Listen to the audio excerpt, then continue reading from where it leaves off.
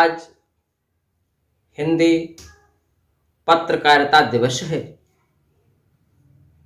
मैं संजीव द्विवेदी, राष्ट्रीय अध्यक्ष अटल जनशक्ति पार्टी, मानस पुत्र श्रद्धेय अटल बिहारी वाजपेयी, समस्त राष्ट्र पक्ष के महान चिंतन में अपना समस्त जीवन जो पत्रकार भाई बहन अपने को समर्पित कर देते हैं, उन सभी को आज मैं हृदय से देवनागरी लिपि से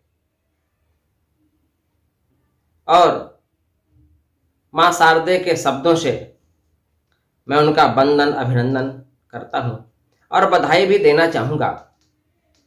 आज मैं अपना पक्ष रखना चाहता हूं कि पत्रकार सामाजिक संवेदनाओं का दर्पण होता है, जो चाहे अग्निकांड हो, भीषण बाढ़ हो या महामारी हो, चाहे जलाशय की समस्या हो या किसी अन्य पक्ष की, जिनका जीवन हमेशा संवेदनाओं से सरोबार रहता है, जिनका अपना निजी जीवन मानवता और राष्ट्र पक्ष और लोकतंत्र के लिए न्यौछावर हो जाता है। ये देखा जाए, पत्रकारिता का संबंध सामाजिक, आर्थिक, शैक्षिक और मानवीय सभ्यताओं के साथ अतीत से चला आ रहा है। हमेशा पत्रकार बंधुओं ने भारत की उन परंपरागत भाषाओं के साथ आत्मसात किया। जिस व्यक्ति ने जिस भाषा में अपने को समर्पित किया, उस भाषा में मानवीय सभ्यता का पक्ष हमारे पत्रकार भाइयों ने रखा है।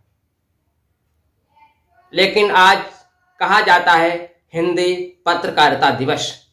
निश्चित तौर पे ये हिंदी उन सभी के लिए मुकुट है, मस्तक है, हिमालय का शिखर है, जिसने हमारी वाणी को देवनागरी लिपि से, भारतीय सभ्यता से हमें आजादी के साथ साथ भारतीय संविधान की परंपरा की मीमांसाओं को रखा।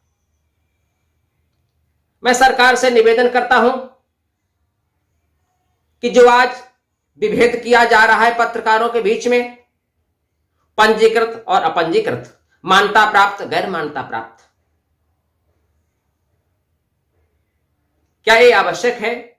मान्यता प्राप्त व्यक्ति ही सामाजिक संवेदनाओं को सरोबार कर सकता है। मैं उन युवाओं की बात करता हूं, उन पत्रकारों की बात करता हूं जो जीवन भर अपने परिवार को कभी कभी दांव पर लगा देते हैं,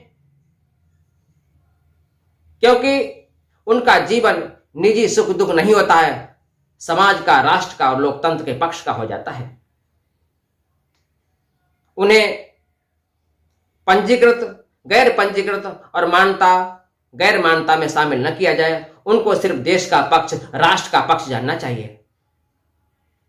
जो समाज की समस्याओं को, समाज की संवेदनाओं को सरकार तक ले जाते हैं, सरकार के कर्तव्य और सरकार के अधिकारों, सरकार के कर्तव्य एवं नागरिकों के अधिकारों के मूल्यों का जो हमेशा बचाव करते हैं और अपने को समर्पित करते हैं।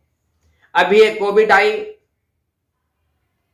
महामारी, पेंडेमिक, जिसमें पत्रकारों ने गांव-गांव, गली-गली, शहरों, महानगरों में मास्क लगा करके जन जागरण किया, अस्पतालों में जाकर के मानवीय जीवन का संरक्षण किया और स्वयं कई पत्रकार, 50 पत्रकार इस कोविड की महामारी में समा गए काल के गाल में।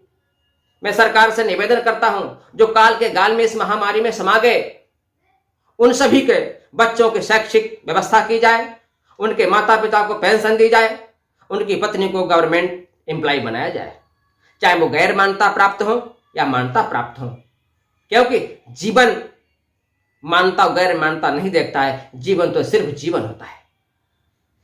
जो समाज का दर्पण बनकर के राष्ट्र के पक्ष को समृद्ध करता है, जनता की आवाज को समरसता के तौर पर फैलाता है, जो सरस्वती पुत्र हैं, जो तपस्वी हैं,